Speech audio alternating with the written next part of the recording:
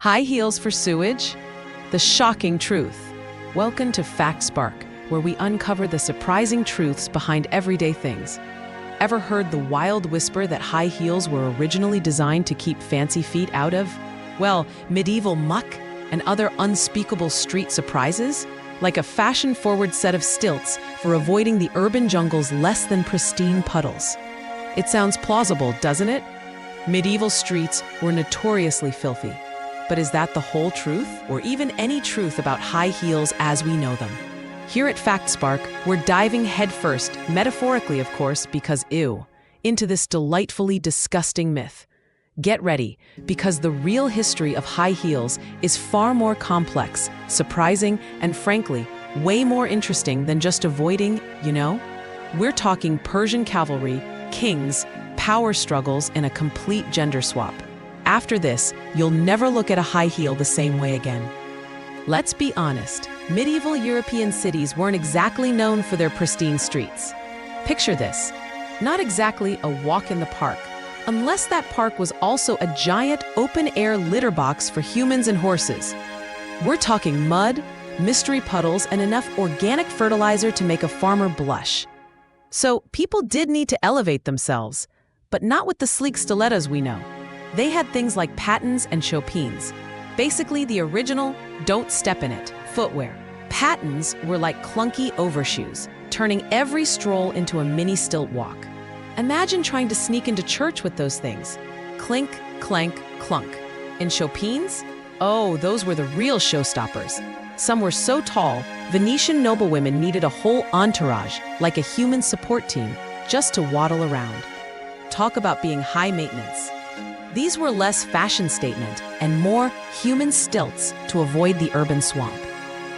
So if not for dodging medieval deposits, where did heels come from?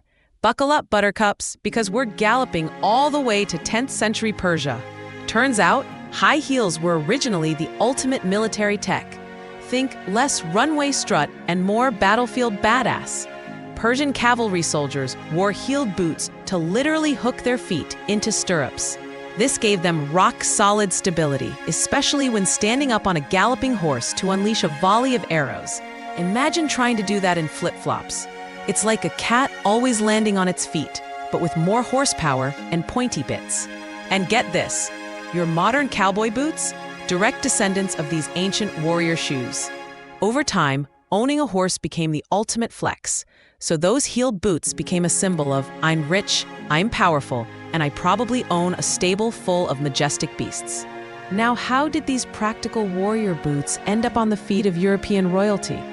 Enter King Louis XIV of France, aka the Sun King, who apparently had a serious case of heel envy. He took those military heels and turned them into the ultimate fashion power move. The higher and redder the heel, the more important you were. It was like a peacock showing off its most vibrant feathers, but on your feet. He even made a royal decree. Only nobility could wear heels, and only his absolute favorites got the coveted red bottoms. Imagine trying to climb the social ladder when your shoes literally tell everyone your rank. But then, a funny thing happened on the way to the fashion show. Women started borrowing the look. At first, everyone was rocking heels, but soon, men's heels got chunky and practical. Think sensible hiking boots. While women's got, slender. Then came the Enlightenment, and suddenly, men decided all that fancy stuff, wigs, lace, and yes, heels, was frivolous and unmanly. They traded their flamboyant footwear for sensible, low-heeled boots, leaving the high heels almost entirely to women. It was like a fashion hot potato. And get this, in 17th century Massachusetts, Puritans were so freaked out by the allure of high heels that they passed a law. If a woman lured a man into marriage with her fabulous heels, she could be punished like a witch. Apparently, a good pair of pumps was more dangerous than a broomstick. But wait, there's more. Elevated shoes have popped up in the weirdest places throughout history, proving that the desire for height or practical elevation is a timeless human instinct.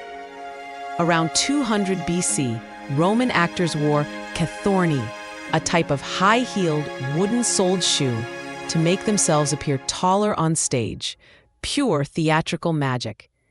And ancient Egyptian butchers?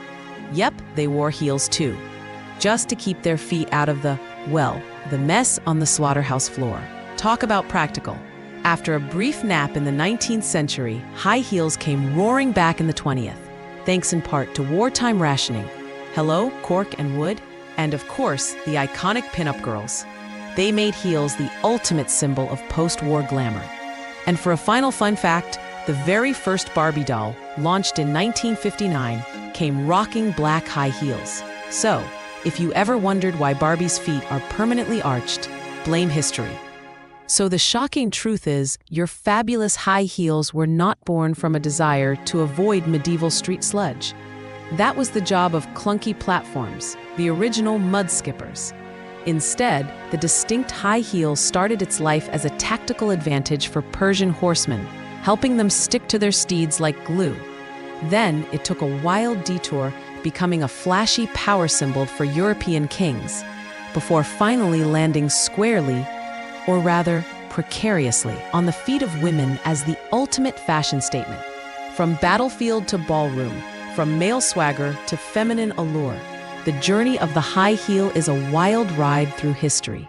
It's a truly elevated story, proving that sometimes the truth is way stranger and funnier than fiction.